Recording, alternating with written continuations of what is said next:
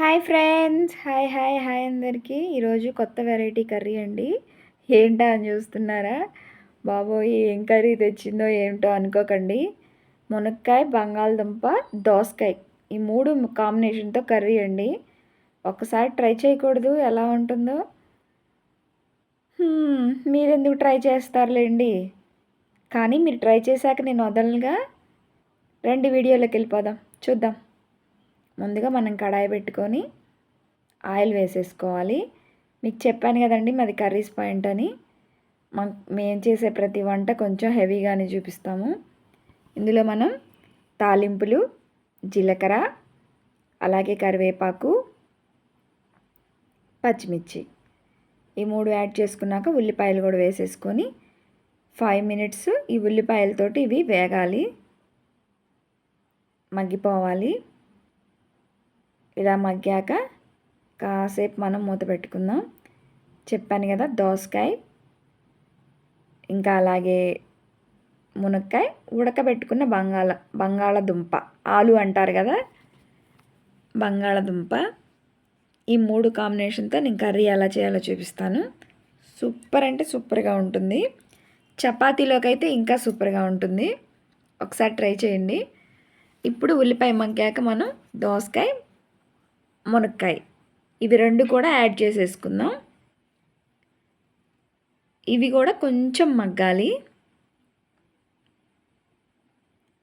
మూత పెట్టుకొని మగ్గించుకోవాలండి. ఇప్పుడు మనం సాల్ట్ అంటే కల్లుప్పు, మేము కల్లుప్పు వేసుకున్నాం, మీరు సాల్ట్ వేసుకోవచ్చు.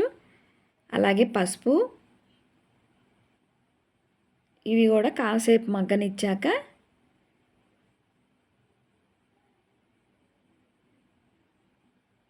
మీకు ఇప్పుడు టమాటాలు మిక్సీకైనా వేసుకోవచ్చు అండి. గ్రేవీగా ఉంటుంది. అలా ఇష్టం లేని వాళ్ళు ఇలా అయినా వేసుకోవచ్చు. టమాటా ఏముందండి, ఈజీగా మగ్గిపోతుంది ఆవిరికి.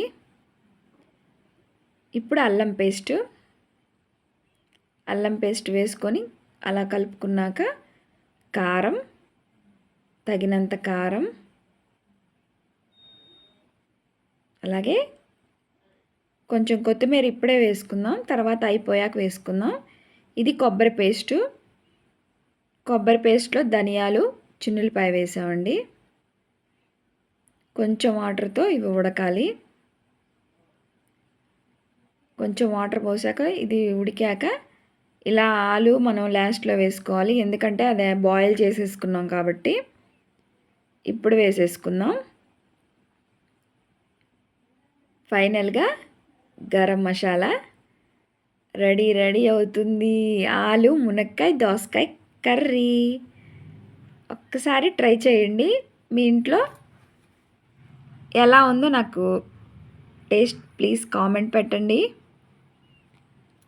ఇది బాగా ఆయిల్ పైకి తేలేంత వరకు మనం ఉడికించుకోవాలి. ఇదిగో ఇలా. నచ్చితే ఒక లైక్ చేయండి ఫ్రెండ్స్, అలాగే సబ్స్క్రైబ్ ఇవ్వండి ప్లీజ్.